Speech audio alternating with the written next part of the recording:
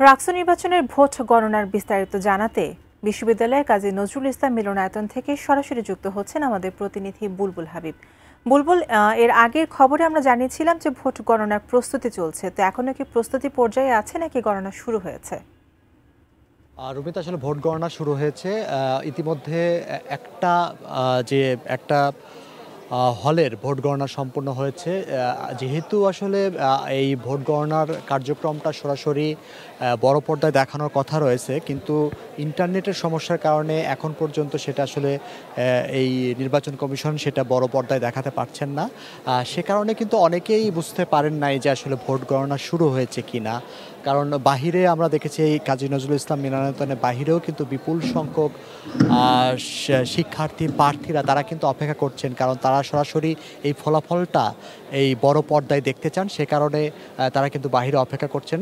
তো স্যার, আমরা লাইভে তো যেহেতু আসলে বড় পর্দায় দেখানোর কথা, কিন্তু সেটা দেখাতে পারছেন না বলে শিক্ষার্থীরা কিন্তু অনেকটাই ক্ষুব্ধ তাদের প্রকাশ করেছেন। তো যেহেতু আসলে এই ফলাফল গণনা ভোট গণনা চলছে এবং ভোট গণনাতে ওএমআর যন্ত্র, উচ্চগতির ওএমআর যন্ত্র ব্যবহার করা হচ্ছে এবং যেহেতু একটা একটা করে ব্যালটের যারা পোলিং এজেন্ট, একটা একটা করে কেন্দ্রের যে হলগুলোর যারা পোলিং এজেন্ট রয়েছেন তাদের উপস্থিতিতে ওই ওএমআর শিটগুলো আসলে বের করে ওই ওএমআর শিটগুলো আসলে ওই ওএমআর যন্ত্রে ব্যবহার করে এই ফলাফলগুলো ভোটগুলো গণনা করা হচ্ছে। তো সেখান থেকেই এখন আমরা দেখলাম যে বেগম খালেদা জিয়া হলের যারা পোলিং এজেন্ট রয়েছেন তাদেরকে ভোট গণনার যে মেশিনগুলো যেখানে রয়েছেন সেখানে তাদেরকে ডাকা হলো। তারা সেখানে গিয়েছেন এবং সেখানে সেই প্রতিটা ব্যালট পেপার যেগুলো সেগুলো স্ক্যানিং করে করে আসলে সেই ভোট গণনা চলছে। তো যেহেতু আসলে এই গণনা চলছে এবং কখন নাগাদ আসলে শেষ হবে সেটা এখনও সুনির্দিষ্টভাবে নির্বাচন কমিশন বলতে পারেননি। তবে আশা করছেন যে আসলে 12 থেকে 15 ঘন্টার মধ্যে তারা এই যে ভোট গণনার যে কার্যক্রম সেই কার্যক্রম শেষ করবেন। যেহেতু সকাল 9টা থেকে ভোট অনুষ্ঠিত হয়েছিল, বিকাল 4টা 40 মিনিট পর্যন্ত ভোট সম্পূর্ণ হয়েছে।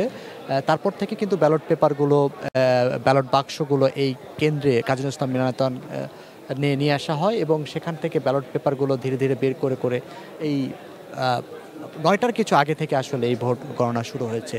তো যেহেতু আমরা সবাই এখন পর্যন্ত আমরা কিন্তু এখনও জানতে পারি নাই এই বড় পর্দায় না দেখানোর কারণে যে আসলে ফলাফলটা কি হলো।